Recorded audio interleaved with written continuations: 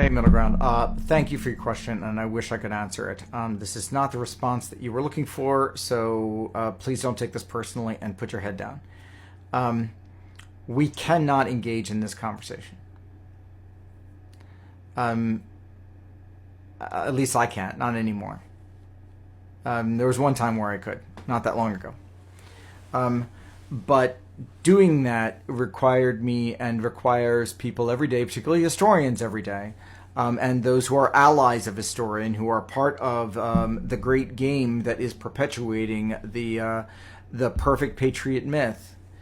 That anything that the patriot said has can be dealt with intellectually, with intellectual honesty.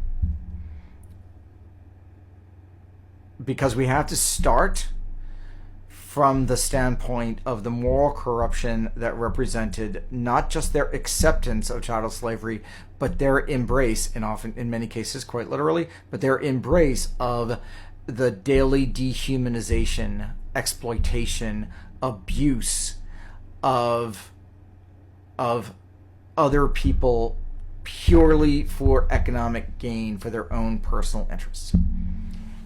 We have to start in dealing with these people from there and then try to explain everything else.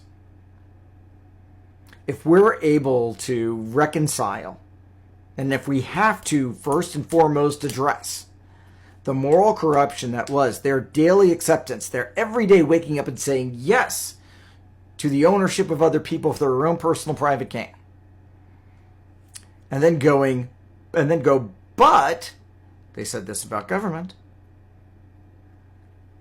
Jefferson thought that indigenous people should be exterminated. But he was an interesting architect and a quirky gardener. He thought that black people were absolutely inferior to whites in every single respect. Didn't even have the emotional capacity to be able to write poetry, so Phillis Wheatley was irrelevant. But he had interesting ideas about government. Said yes every day to the denial of humanity, to hundreds of people who were entirely within his own power to change their lives. And he didn't do anything about it. Forget about what he said occasionally. Forget about what he attempted to do legislatively a handful of times. Think about what he said yes to every single day of his life. Every time he gave an order in his correspondence to his overseers. Every time he merely engaged in the machinery that was keeping chattel slavery going, both across the nation and in his own world. And this goes for all of them. Goes for Washington, goes for Madison. First, get me through the moral corruption that infiltrates all the rest of their minds. And then we can start talking about how great their ideas about government were. Because everything has to be seen in the governing fact of their world. What made their world possible, quite literally, what made Jefferson's life possible, quite literally. And I know this isn't what you asked for. But this is the kind of thing that too many people in this country, particularly historians and their allies, ask us to do every single day in celebrating the patriots, perpetuating the patriot myth. The patriot myth is that slavery didn't exist. That we can take them on their own terms, absent the single most insidious aspect of their lives, something to which they made an affirmative assent to every single day. Get me past the but. This isn't for you to do, Middle Ground, but this is for everyone else who's engaged in this.